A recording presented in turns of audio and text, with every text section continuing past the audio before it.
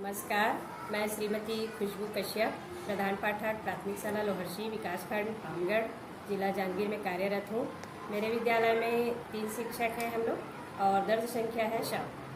तो मैं आज सुघर पढ़ैया के तहत जो थर्ड पार्टी द्वारा आकलन हुआ है उस पर मैं अपना अनुभव रखना चाहती हूँ।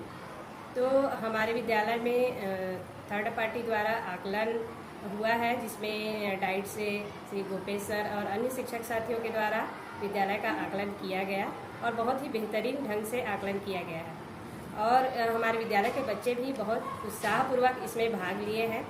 आकलन के दौरान मैं देख पा रही थी कि बच्चे काफ़ी उत्साह से सभी प्रश्नों के जवाब दे पा रहे थे। बच्चों में झिझक नहीं था, कोई भी सवाल सर लोग पूछते थे तो बिना ऑप्शन बताए उन लोग जवाब दे रहे थे।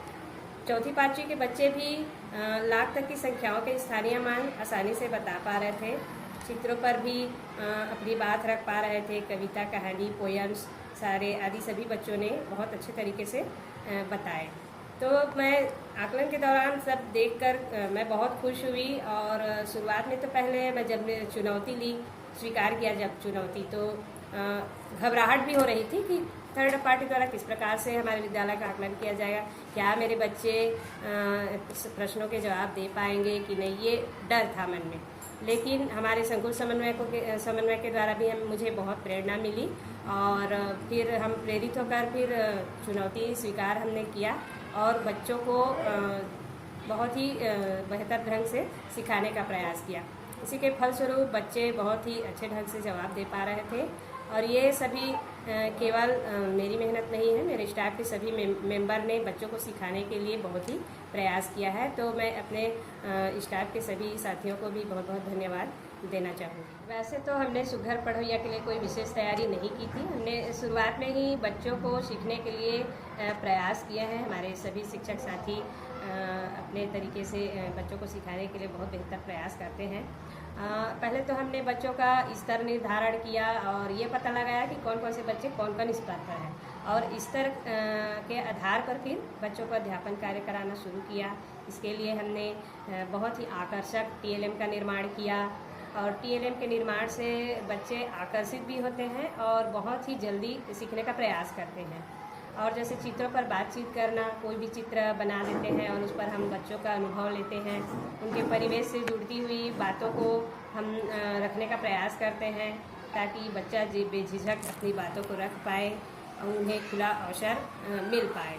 तो इस तरह हम बच्चों को सिखाने का प्रयास करते हैं। कुछ वर्कशीट पर भी बच्चों को काम कराया गया है जिसमें बच्चों के स्तर में सुधार आया है और कहानी उत्सव का आयोजन भी हमारे विद्यालय में किया गया है, जिसमें हमने एक्टिव माताओं को आमंत्रित किया और उन्हें भी प्रेरित किया कि अपने बच्चों को विद्यालय जैसे शिक्षा वो घर पे स्वयं दें।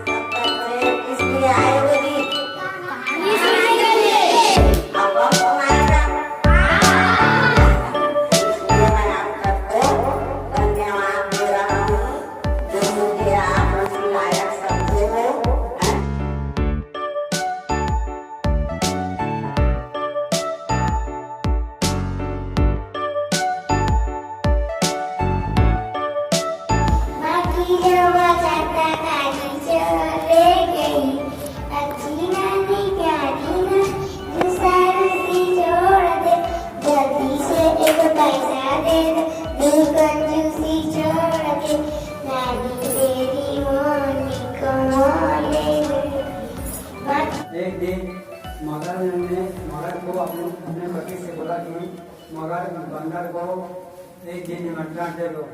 हमने बच्चों को बेहतर सिखाने के लिए एक आकर्षक पुस्तकालय का निर्माण किया है और इससे हमें यह फ़ायदा हुआ है कि जो बच्चे नहीं सीख पा रहे थे, नहीं पढ़ पा रहे थे, वो बच्चे आसानी से मुस्कान पुस्तकालय की पुस्तकों को पढ़कर पढ़ना सीख गए हैं। तो हमें यह फ़ायदा हुआ है और हर विद्यालय में पुस्तकालय अनिवार्य रूप से बनाना चाहिए। पुस्तकालय विद्यालय का एक अहम हिस्सा होता है। यह ऐसा स्थान है जहां बच्चे अपने प्रश्नों के जवाब ढूंढ सकते हैं और नवीन ज्ञान अर्जित कर सकते हैं। तो मेरे ख्याल से हर विद्यालय में एक पुस्तकालय का होना बेहद ज़रूरी है।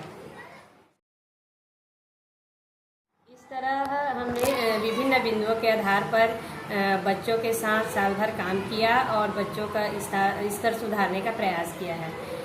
थर्ड पार्टी आकलन के दौरान अच्छा रिजल्ट भी हमारे सामने आया है और हमें यह भी जानने का मौका मिला कि हमारे बच्चे कितना कमज़ोर हैं और कितना जानते हैं, उनके साथ कौन कौन से विषयों पर काम करने की ज़रूरत है।